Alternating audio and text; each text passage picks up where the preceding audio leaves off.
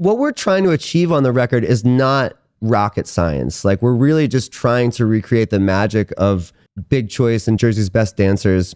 Records like that just have very simple fundamentals to them, but we just wanted it to hit us the same way that those records hit us. Bad times, I don't want to have bad.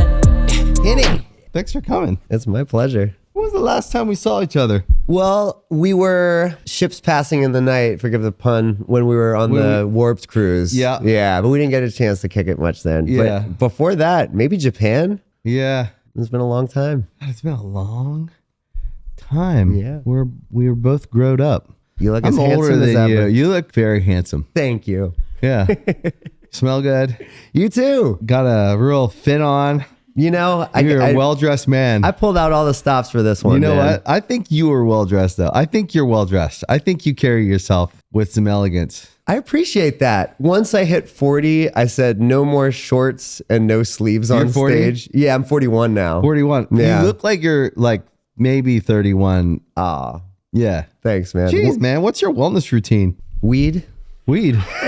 Weed great. and water and going for runs every once in a while. Weed, water, runs. Yeah, stay up late every I once in a while. actually think, now hear me out, because I don't smoke weed, but Okay. but I'm not against it. I'll smoke it sometimes, Sure. and then I always regret it because I get paranoid. And then like once or twice a year, when everyone's like, "Yeah, let's smoke some weed," and I'm like, "Okay." Or like someone will like I was with Mitchell from Chase Atlantic, and he wanted to listen to like new. I told this story when he was here, so I'm not divulging any private information. But he wanted to go listen to demos, and he like wanted to smoke weed, and I was like trying to be cool. Cause he's the coolest guy. I think he's like the coolest. And every time I'm with him, I like feel like I'm like, oh yeah, I'm 25 too. And I'm like hanging and like, yeah, let's smoke weed.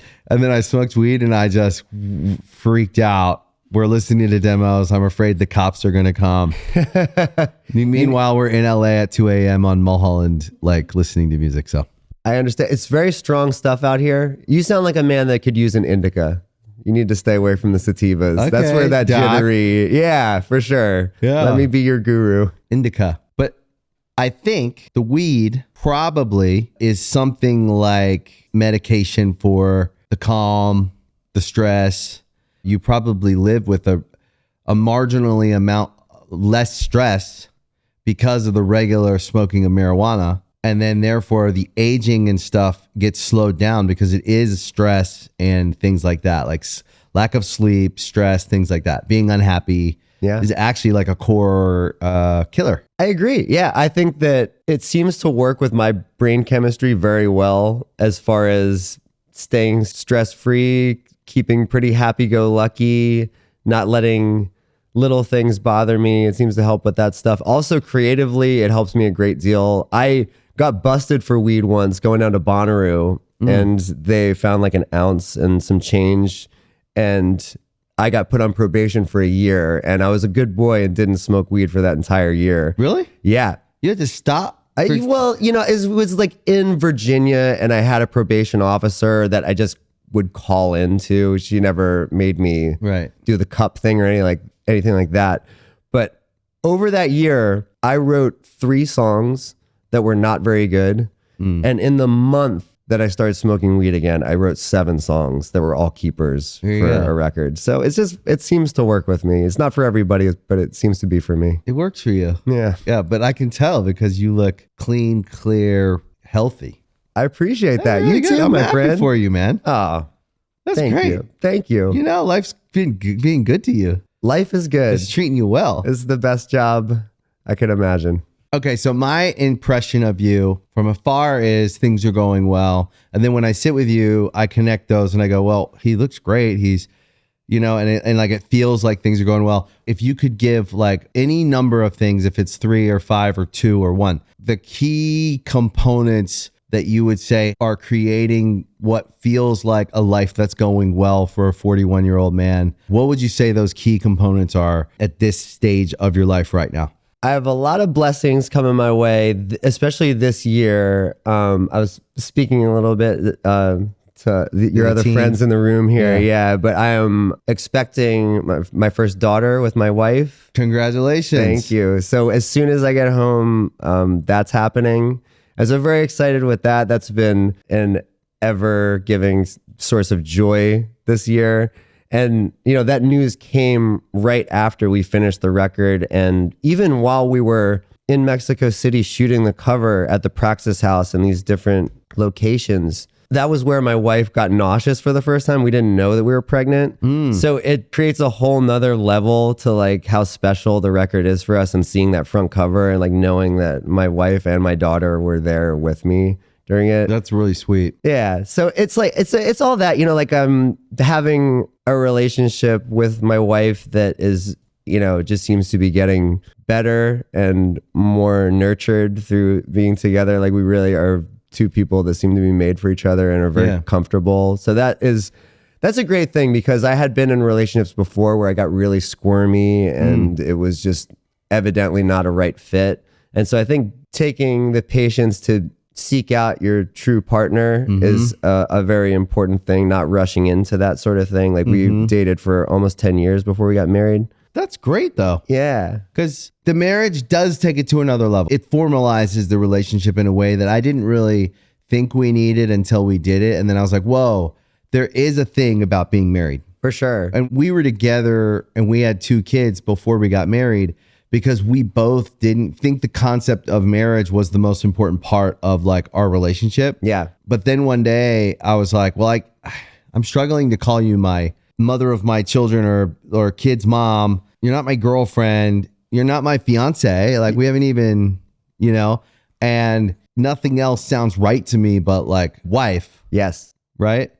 And then we got married, and then it did go to another level when we got married. It was really interesting. I don't know if we thought about that. Yeah, for sure. I shared that same philosophy even with my wife for a long time. And yeah, it's sort of like, why get married? And then eventually you're with a person so long, it's like, why not get married? Yeah. Like if we really are in this and want to be together forever, let's ante up.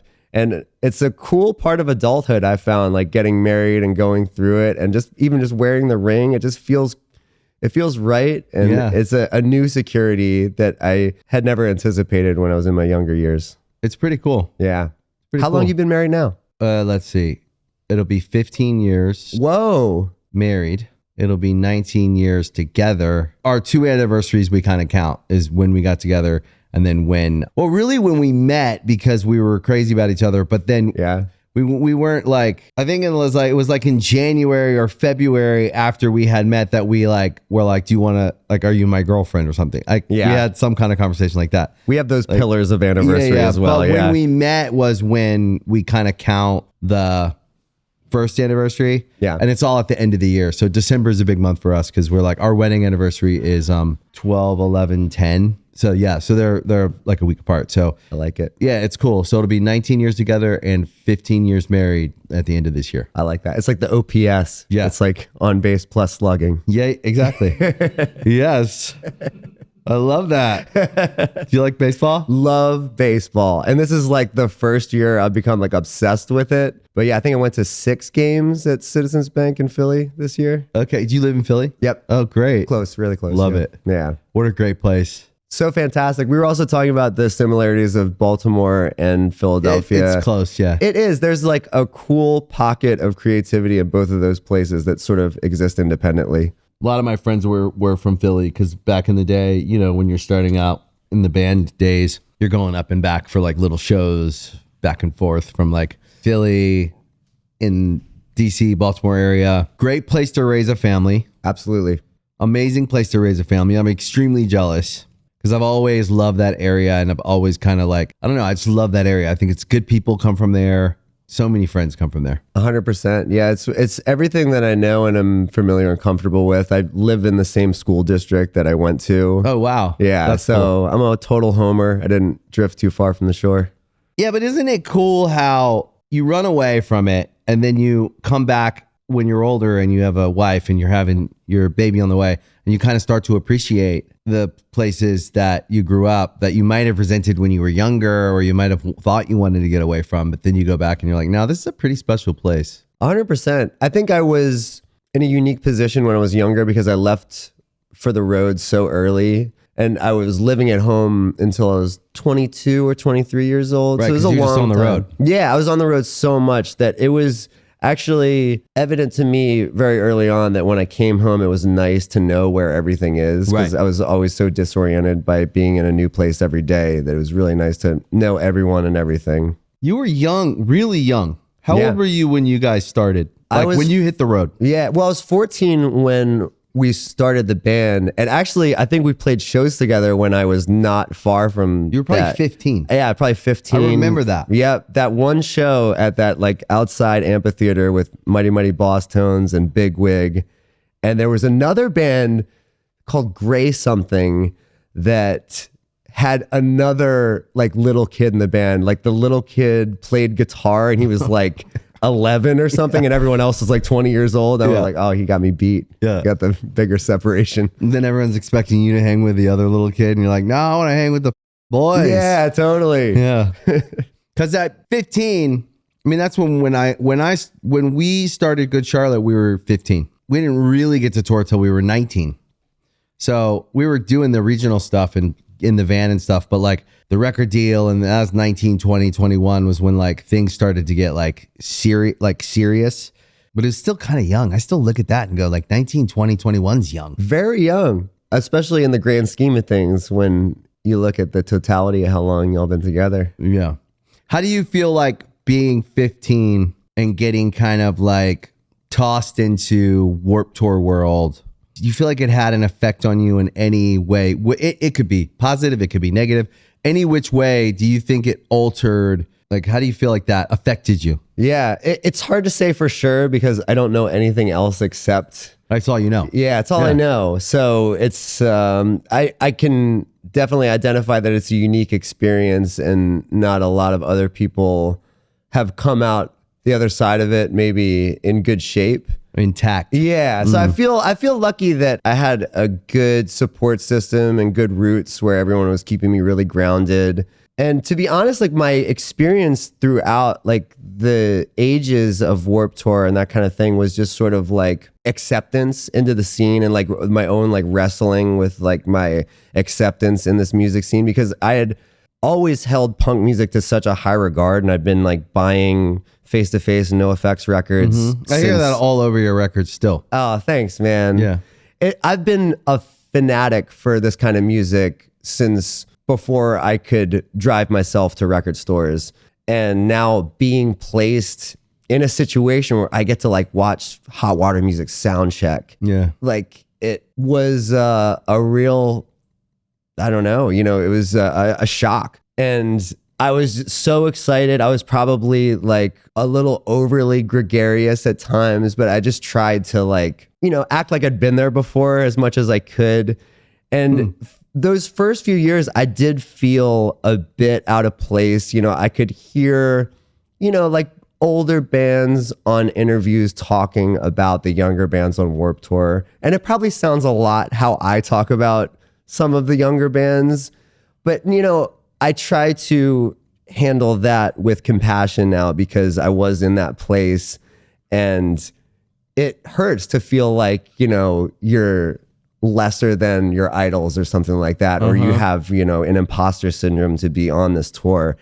And now it's a beautiful release now that we're at this stage in the game, and there's other bands that are coming up to us, giving us props and giving us respect. And even the festivals themselves, showing appreciation and gratitude for what we're doing means a lot, because now like the shoe is on the other foot, and we get to, if we want, like bring bands that we like from the new generation and take them under our wing to a certain extent. And I just try to learn from those experiences and those sensations of feeling like I don't belong. Yeah, I think that's the youth, and then the kind of experience and wisdom and whatever you want to call it, the age of being older. I'm a half a decade older than you, which is, when you think about it in terms of that, I could say it a lot of other ways. You could say 5 years older than you or whatever, but I'm a half a decade older than you. All right. So at that time you come into Warped Tour, I'm there. I'm a half a decade more experience, which at that time is like something like 30% of your whole life. Yeah. right? And a quarter of mine. And you look great, by the way. Just want to toss Thank that you. in there. Thank you. But when you think about it at the time, right? 5 years is like a third of your life and a quarter of mine.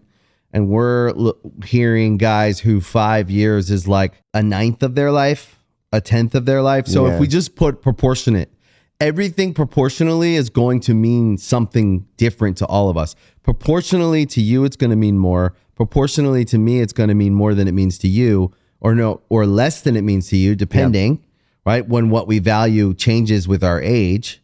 And then to older guys, when you realize it, because now you're at 41, you more easily say things that you think and feel because things don't hurt you. Yeah. So if someone walked up to you and went, "Oh, that's a fancy outfit," you'd be like, "Yeah, it is pretty fancy. Thanks." Not, "What does he mean by that?" Thank you, kind sir. Yeah, like, "Thank you, kind sir." And you'd like, because you're older, you're wiser, you're faster, you're smarter. You don't take offense because you don't care, because you made a decision that you stand by and you're there in it and you don't even have to question it. And so when someone says something that if you were 15, you could be like, "What does he mean by what I'm wearing? Oh my sure. God, I took time to find this outfit and I put effort into this." And like, when you think about that, if you zoom out, you realize when I say at 15 to be thrown into the Warped Tour, this is what I'm talking about.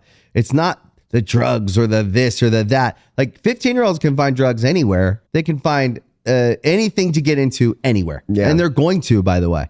In fact, I would almost feel safer if they were on tour with some responsible, if you attached yourself to some responsible people, right, and you were around people who were looking out for you, who were like, "Hey, slow down a little bit, man." Like, it's almost better than if you're running around the streets of Philly getting into whatever and you're supposed to be at like Johnny's house. You know what I mean? Big time. So the thing is, though, is like at our age now, and then once we have kids, even the depth of what you feel knowing that your child's on the way, it ages you in a way.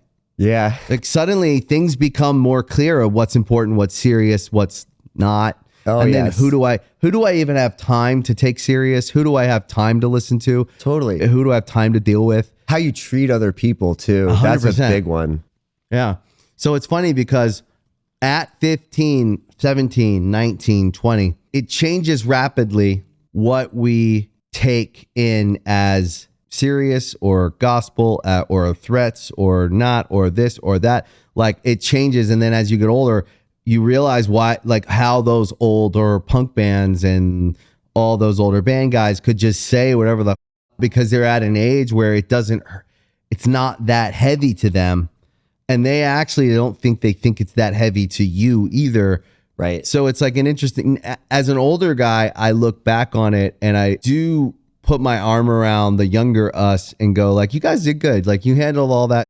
Because we dealt with the same thing. We had bands that were all kind of their opinions of the youthfulness of all of us. And we were young. We were excited. We were like happy to be there. We didn't know the rules. We were just trying our best. Yeah. And then we got met with all kinds of just like old punk guys and stuff, people saying that hurt our feelings. Now I just think it's funny. Now if someone came up to me with those same comments on the street, I would just I wouldn't even know what to do with it. I just think it's funny, you know, like, and it's not because I'm some like cool guy. It's because I'm older now and I'm just like, what are you talking about? Yeah. The age is a great equalizer and it gives you more tools to disarm situations like that. I will say, you know, to your guys' credit, you and your operation had always been so kind to us personally. And from everything that I've witnessed with how you interact with other bands, you know, like I remember on Warped Tour, and they probably, you know, were predecessors to you and I, but MXPX were on there. And I remember you just like sitting up next to Mike and just like singing MXPX songs with him on guitar. And I just thought like, my guys, man, I love those guys. It was so great. You know, like that was probably when you guys were really escalating, maybe like at your steepest incline for that first point. And then MXPX, I think, were on the Ernie Ball stage at that point. So they were but they were one of my formative bands. And you can hear that. Yeah. And I love that. And it was like at that moment I was like, oh yeah, I hear a good deal of like MXPX's influence in Good Charlotte's music. MXPX in Good Charlotte. I promise you that like that it's one of the bands, when I was forming my idea of how do you write a song and how do you be a band, I got to go see them play at this little venue called My Brother's Place in Waldorf, Maryland, which was like not far from where we lived. It's out very far away from like major city. It's not an A market, right? Yeah. And that show was like really important. Like I saw a band on stage and my friend was the runner because it was like a little mom and pop venue. So like my friend was the runner. So I rode along in the car when he was taking Tom to get like guitar strings or something. Oh, yeah. And Alexis was in the car. Yeah. But that band was important to us and we always have said that. And there's a bunch of other bands too. But then when we met them, it was that nice experience of when you meet a band you love and they're cool. Yes. And they've always been cool. Absolutely. Yeah. Those guys are salt of the earth. You just got to cherish that experience. You don't get to have that all the time.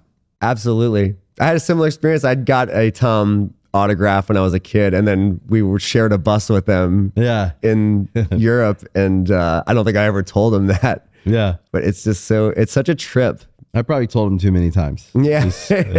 Yeah.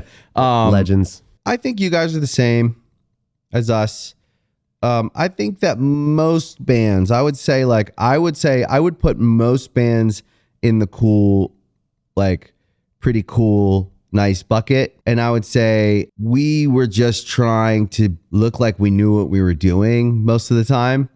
And then we also were wanting to be friends. Like we wanted to be friends with bands. Like part of the reason why we did it is like we dreamed of going on tour and we thought that's what it was. Like it was like Warped Tour was summer camp. Tour was like being out with your friends. And so I think that was our approach. So we did have a friendly like stance. It's great, man. It's rare to meet bands that are both successful and on the level for some reason. So I always put you guys in that exception. And I think that that's a great reason why we should tour together. Hey, let's do it. I've promised my band I would tell you we're accepting the offer, whatever it is. Okay. Really? Yeah. Okay. Sight unseen. That's a huge compliment. Oh, dude, what I mean it, man, wholeheartedly. Like, there's very few bands that have like I do emo nights a lot. Yeah. And so to do I that, love emo night. Me too. I love it. And at first, I didn't know what I was doing with the crowd that was there and the assignment that was in front of me. And let me tell you, a band like Good Charlotte saves me on those nights because it's a common ground where I'm like, yeah, like I get down with this song. I want to hear the anthem right now. You want to hear the anthem right now. Let's have fun. Just throw it on in between and you'll be all right. And there's slim pickings as far as that, like, you know, where we can meet. You know, there's a lot of bands that I'm not familiar with that they really want to hear, but Good Charlotte is one where that's really, really nice to hear because obviously you would feel the same way. You give your youth to something, you give your whole life to it. You missed weddings and birthday parties and family things, and you were gone for a decade and a half or more, and then you come home in your early 30s or mid 30s and you go like, what happened? Yeah. Like, who am I? Yeah. It makes me happy to see that you're still the guy that I met at that amphitheater show. Me too, man. Yeah. Same with you, man. It's really nice, but it's heartwarming to have had a really great interaction with someone, to have that seared into your brain as like, I've always remembered you as that guy. And I had no clue coming in today. I didn't do a deep dive on like what's going on in your life, whatever. I've listened to your records. So I love your records. The latest record is great. Thank you, man. And it's got all the best of that stuff that you love. It's got all the best Face-to-Face, Lifetime, all those like cool, those bands I thought were cool, but they were a little out of reach for me. I can't explain it. Like, it's not that I listened to them, but like I didn't feel like, I don't know, because it's a different generation too. You know how sometimes when there's scenes that when you're a kid, like the hardcore scene or this scene, where you go to shows, but you didn't feel like you were in it. I like you didn't still feel like you that were like sometimes. the guy like in the scene, like you didn't know how everything worked. And like, that's kind of how I came into music, whether it was a scene or even like the Warped Tour scene. I was holding it together. I was trying to like present well and like, but I just wanted everyone to like me and I wanted to be in the scene. And then you get these like cool drinks of water, someone like you, where you can feel total acceptance, everything. You can feel it. You can feel like there's a warmth, like MXPX guys. Yeah. I could name a list of bands. I could go down the long list. There's a lot of great bands out there, but it's like a cool drink of water when you feel uncomfortable or when you feel, it's like you're at a party, you know no one, and then there's someone you know and they come up to you. Yes. And then you're like, oh, okay, now I can stay here because I was about to leave, but I don't even know what to do with myself here. Absolutely. You know? Oh my goodness. I want to be here, but I don't know where to stand. I'm just sitting here. You know what I mean? And I still have that experience. Absolutely. Yeah, it really, I mean, that's a big part of, and you know, like I know I'm having a joking tone with it, like we're going to accept the offer thing, but like, honestly, there's a lot of like, I'm taking it serious. No, me too. And I'm so glad you are. Because there's so many bands that like are on this, you know, level of success, riding the punk thing. And sometimes the personalities are clashing. And It can be a little dark. Yeah. So, You know what I think it is, though? what's that? Self-esteem, Yeah. unresolved issues, and self-esteem masked in like a cool, why would I work that out? Yeah. Why would I go back and fucking work that out? Who fucking cares? You know, a little bit of that. So there's a self-love thing going on there that they need to go back and, Yeah. I think, deal with. I feel that. It's not fun. No, I really try to at all costs like detect the jade and stay away from it as much as possible and really just have. Are you a therapy guy? No, never been. Wow. Yeah. You seem so like really worked out. Thank you. I'm trying to keep the waters calm enough that, you know. Yeah, some people just. It's the weed.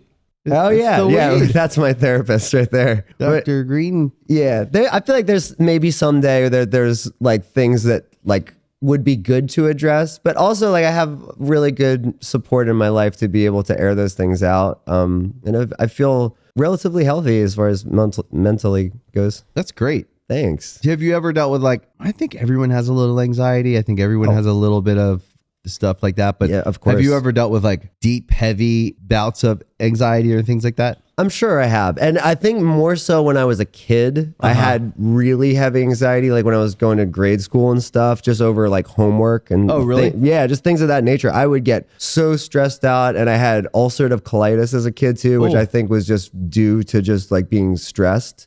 And it was all over like homework? Yeah, it was just like over just like dumb, just like kid obligations that really were inconsequential, but like I would just had the ability to get myself really worked up over. I was a procrastinator too. Like I just wouldn't do my homework until the last minute, and then There's I would probably a little ADHD though in there. maybe, yeah, Songwriter, for sure, creative. dyslexia is probably a thing too with me. Yeah. Are your parents together your whole life? Yes, yeah. Okay. My mom passed away about 5 years ago. Oh, I'm sorry. Oh, thank you. I'd say that was probably in my adulthood, probably the most that I've wrestled with, like depression. Yeah, grief. Yeah. Yeah, it's tough. And I just took it to music. Like I purposefully made a record around that time and just put one foot in front of the other and just tried to finish a song a month. And it was something for my brain to latch onto that felt constructive and still grieving. That's tough, dude. Yeah. I've lost enough people to go through loss, but I think when my dad died, it was 6 years ago. So sorry. That's okay. It was sudden too, so it wasn't like we could prepare. Which also, I don't know which is better. If you know it's coming and you have to watch someone go through that, which sounds awful to me. Yeah. And then there's the sudden one where it's gone. You didn't even get to talk to him, and he called me the day before. And I was at my kid's game, and some dad was talking to me, and there was like stuff. It was like all like, you're in like dad mode, and I was like, I'll call him back, and it was really tough. And that was one of the things I had to like make peace with, because I think I attached my grief to that moment as like something that I maybe could have changed. Maybe there was something, if I had answered the phone, it would have been different. And and I had, it's not the truth. That's like when I talk about therapy, to be able to work out some of that stuff, I had to go talk to someone about it. Yeah. Because also the grief was tangled up in all this. Like we had a very complicated relationship, and then we had like 10 really good years together. Yeah. We were estranged for longer than that. So there's a bunch of stuff when you're estranged from someone that you don't want to be estranged from, really. Yes. And then you get back together, and you have to like, there's a therapeutic process in all of it. Loss though is probably a certain kind of trauma we can understand because we have a natural understanding of it. For sure. Yeah, it doesn't really end as far as I can tell. Yeah. At least at this stage. But it's at least now more of a memory than a mourning. Yeah. It feels more like a presence than, like a depression or something like that. And also I think that the lesson and the message that I've got from it is still spilling over into the music now. And it actually is very cathartic putting it into punk music. Cause like when you really just want to have a guttural, let it out, like if you attach it to a line that's really meaningful concerning that stuff, it can be powerful. Yeah. You kind of just vomit it up. Yeah. It just comes out when you're making these records. It still does for me. And it's all over our last records. Just still came out in like songs. Which sounds great, man. Thank you. Yeah. I could tell are we both listening to Joy Division? I'm getting the sense. You a Joy Division guy? I am a Joy Division guy and Depeche Mode. Yeah. And the Cure. I sense it. Yeah. Hell yeah. You love Joy Division? Love them. Top like 10 band? I go through stages where I seem to have like a favorite band for like 5 years at a time. And it seems to be Joy Division right now. That's cool. A lot of it is... Can't mess with the classics, baby. You can't. I mean, they have so many dope songs. I mean, I've already said it in one of my songs, but I think that Love Will Tear Us Apart is like one of the greatest songs of it all time. And one of the greatest lines and one of the greatest titles. And it's so cool. The tempo of it, the pulse of it. It's almost, I'd say it's like the God only knows of punk music. Yeah. It's just so perfect. I love the Beach Boys. Oh yeah, me too.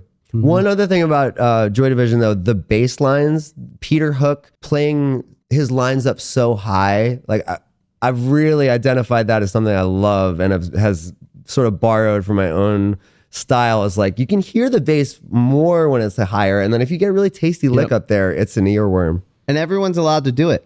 Yeah, for sure. That's what I say. Yeah, for sure. I think even he said there was an interview that he said that he wasn't a good bass player when he first joined the band, and then he just started playing some high stuff, and they were like, "That sounds good," and he just kept doing it. There can't only be one basketball player on the court. True. Got to be more. There's got to be play more. the game. And I'm And drilling that's them. how I feel about music. If you hear something cool that I did, do it.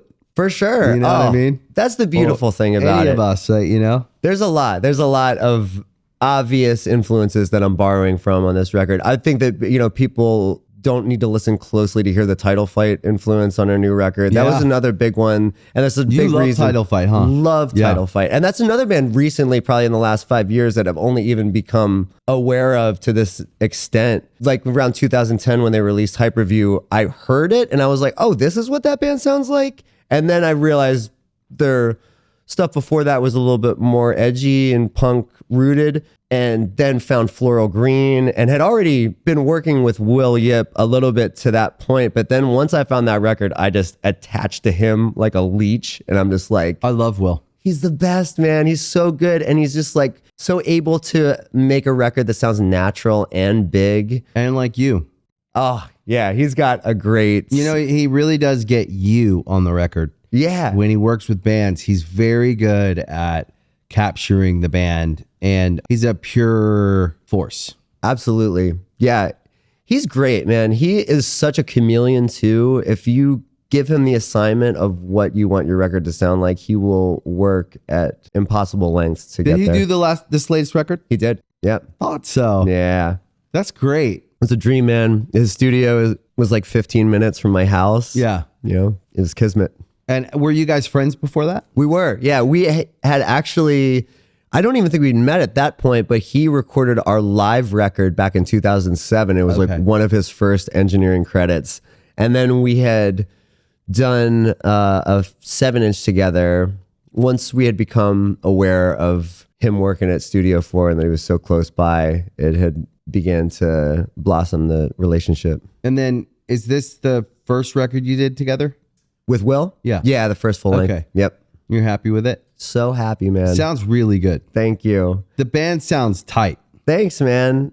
I can't believe it. I mean, there was a lot of wishful thinking going into it as far as, man, it'd be cool if we could put it out on our own label. It'd be cool if we could work with Will. And then Will was like, hey, I think we should get Rich Costi to mix it. And for those that don't know, Rich Costi is a legend in the rock mixing business. Muse, Legend. Mars Volta, can go on and OG. on. Yeah, Jimmy World and Deftones, come on. So like he was like, we should get Rich to mix it. And I was like, sure, like, but like who's gonna pay for it? And then we told Rich that we were doing it independently, and he gave us the bro price. That's awesome. Yeah, and it was able to come together. God bless him. Thank you. And so what we're trying to achieve on the record is not rocket science. Like, we're really just trying to recreate the magic of Big Choice and Jersey's Best Dancers. Records like that just have very simple fundamentals to them, but we just wanted it to hit us the same way that those records hit us. And Will understood that. Like, I think there's a lot of producers out there that might have the tendency to overdo it a little bit. And Will, I know, can just keep something true to form and just brutally honest if you ask him to. When I was listening to the record, I also noticed the vocals feel like they're like almost like one pass, and it feels like live where you get a real emotion and it's not over punched. Thank you. You know what I mean? Like, yeah. It's not over. It doesn't feel copy paste, which is something that when I hear on a record, it soothes me, because I think we've all been, just by the nature of music and the world that we live in, the real world, when we're going through our day, we're basically hearing 90% of what other people, when we're in the store and we're there and we're there and we're there, and we're like, we don't realize this, but everything's going in. Yeah. And 90% of it is, for the last 15 years, has been this algorithmic in the box kind of copy paste thing that it works for some things. Yeah. So I'm not hating on it. I'm saying that we're not choosing that and that those frequencies. And so when you hear when you hear a live performance, there's something different that's rich. Thank you, That's man. refreshing. And like, I love it when bands make these choices, right? And for me, when I heard the record, it was one of the things I really liked was the vocal performances felt like they were almost like one pass through. Thanks, man. You know what I mean? Yeah, well, it was a definite like line in the sand right away. I was like, listen, even before I could finish my sentence, I said, Will, vocal tuning. And he just looked at me and said, it's not even a thing. Cool. And so like right away we had the understanding that we're not going to touch it, and we'll just let my chips fall as they may, like let my ability get to wherever it can get, which I think is the charm of punk music. I love imperfections.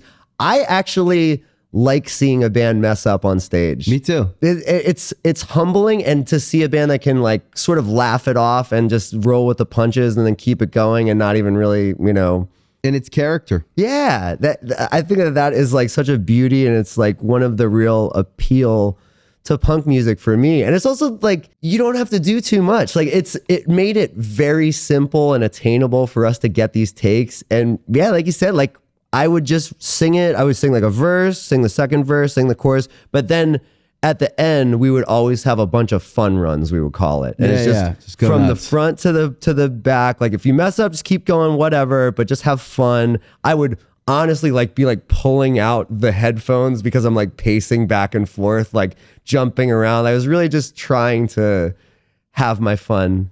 Yeah, I can hear it. I can hear a verse, and whatever he comped or whatever, it doesn't matter.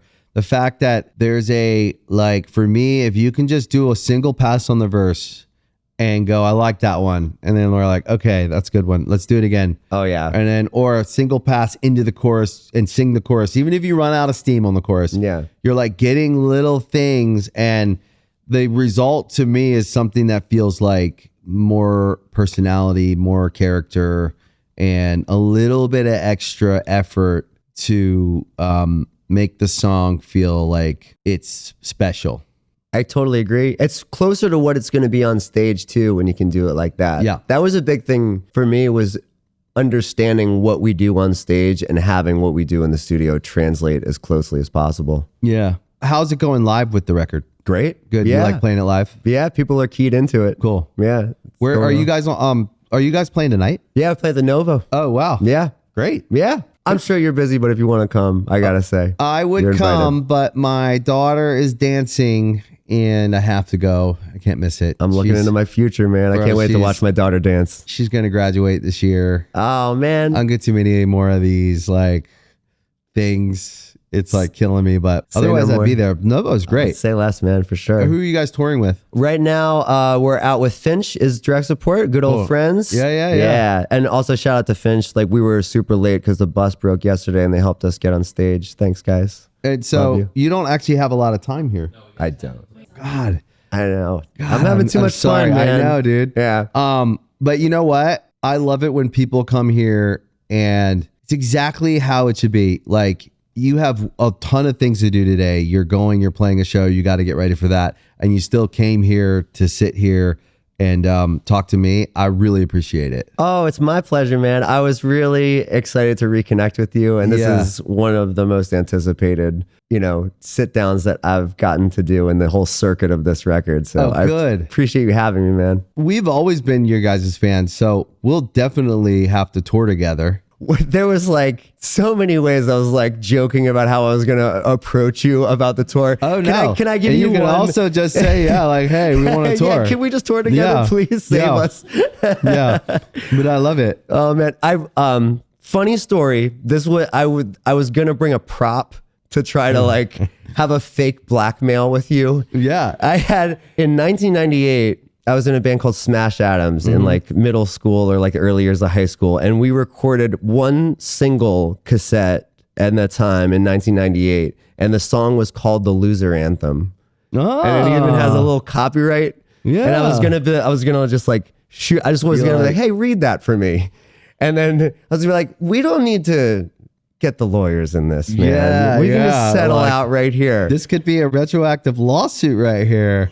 Yeah. We can cut this all out. This footage goes away. Were the words the same? Were the words similar? Well, Loser Anthem was. Okay. We do say another loser anthem. So I don't know where you. Yeah. I don't know where you got a hold of that cassette. It's yours. Okay, so the story with the anthem, which is a movie had asked for a song from us, and they were like, just write another one of your like loser anthems, and that was the prompt. And they were like, we need a theme song, and we wrote that song, and they turned it down. Oh man, and we were like, it says another loser. What you said in the prompt was like another one of your like Good Charlotte like loser anthems. Like they were talking like little things because it was like, I think in their mind that's like, dude, where's my car? The song was in that and it did well and it was a moment. Yeah. And then another movie similar of some kind was like, we want another one of your songs, another one of your loser anthems. And we were like, okay. First of all, thanks. Yeah. And then we wrote it and they turned it down. And we were like, oh, that's going on the record. Oh man. So it was right at the beginning of Young and Hopeless when we were starting to write. And we were excited to try and have another movie song. And it ended up being in a lot of movies, but anyways, it's you got the last laugh on that one. One more compliment I got to give you. Please. Get your hands off my girl. Keep your hands off my girl. Keep your hands off my girl. Like, get your hands off my girl kind of sounds cooler. I love your take on it. Actually, if you had been in the studio, we might have called it that. It's real. I mean, the song is so good. The bass line is what, Yeah. I came for the name of the song and then stayed for the bass line. Yeah. You like the bass. That's my bro. fave right there. Okay. With the little time we have left, because I had so much to talk about, and then I sit down and I like lose my cool. And I wrote some stuff down, but you guys have had 152 million streams on Spotify. That's great. That sounds. And you got name checked by Taylor Swift. Oh my god. That's pretty cool, man. She didn't name check me. Oh man. And you love the Phillies. Here's the thing I wanted to say. Next time you come, we're gonna rip some cards. Some baseball cards? Yeah. Okay, that's a world where... Okay, we're going to rip we're not old. We're going to rip like new. We're going to chase Phillies. We're going to chase cards that are, Is that your thing? You're a card guy? I do collect. Love Me and it. my son. My son's 16. We've been collecting for 10 years together. So are you Orioles or are you Dodgers? I'm Orioles. Okay, cool. And I am Dodgers as well. Got it. My son grew up in LA, so he's a Dodger fan. Understood. I support the Dodgers big time. We go to games, but he supports the Orioles. And because they're National and American League, it kind of works. Cool. They could meet in the World Series one day. That would be cool. I would love to see I am Orioles. a big Orioles fan. Yeah. First and foremost, like I have pain when the Orioles lose.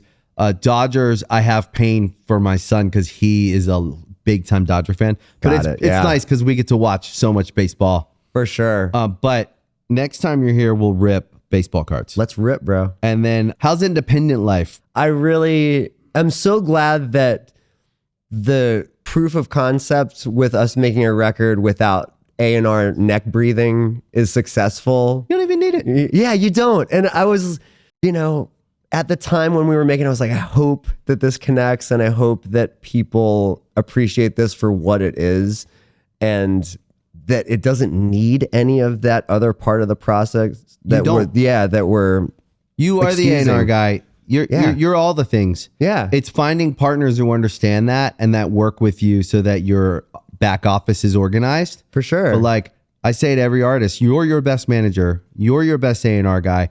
Work with partners who understand that, and you can build an organization of people that all play to their strengths. Yeah. Artistically speaking, you're not going to let someone dress you.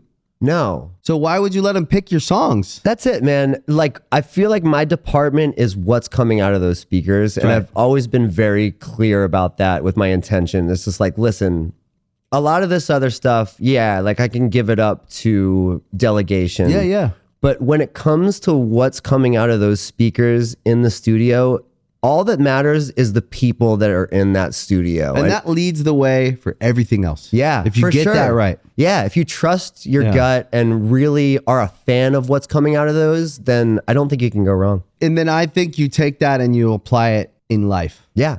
That's so cool that you're doing that too, because I feel the same way about you guys. Like, I feel like there's been no quality drop in the music that Thank your you. band has been putting out. And that's so reassuring to know that you're doing it independently as well. You just got to toil over the details. And I find that when I take the record mind back to life, if I keep that same trust and I toil over the details of this show, of that thing that I'm doing, everything will go better if we just block out anyone trying to rush it, anyone trying to steer it, and just trust the feeling of like every part of your life like it's a record. Definitely. There's something to be said for how long your members have been together. So many of your core members have we're remained lucky, yeah. together. Yeah, like we feel the same way. It's been the same 5 guys since we've joined the band. And I think that like there's a level of trust that grows between the members after being with each other for a long family. time. I mean, we've been the 4 of us, we call it like the core 4 because we've always had rotating drummers like every few years. It's like, and that's just like the personality, like that's kind of just been the way Good Charlotte is. Yeah. But all great guys, the guys we've gotten to work with, drummers over the years. But the core 4, we started in high school and it's like family, like their wives, their kids, the whole, it's a family band. Like, and we're really lucky that that's the experience we get to have now when we go out. It feels like family. I 100% know what you're talking about. Yeah. Like people throw that word around, but I think until you're in a band, we're like pushing 30 years together right. now. So Yeah. it really is truly family dynamic. Congratulations. Thank you. I'm going to be watching, and when you come back, we'll rip cards, and we got a tour together. It's a date, We man. have a list of things we got to do. We got a lot of You got to get to your business. show. I'm looking over here, and I'm like, okay, we got people. Is the band waiting? They are, I think. Oh my but God, I'd stay okay. here all day if We I gotta could, go, we believe gotta me. go. This was a great one, man. Thank you. Thank you for watching Artist Friendly. If you like this episode, please make sure you hit the like button, you follow the channel, and please share it with your friends. We appreciate the support. That is why this show exists, because you listen to it. Thank you guys, and we'll see you next time. Wanna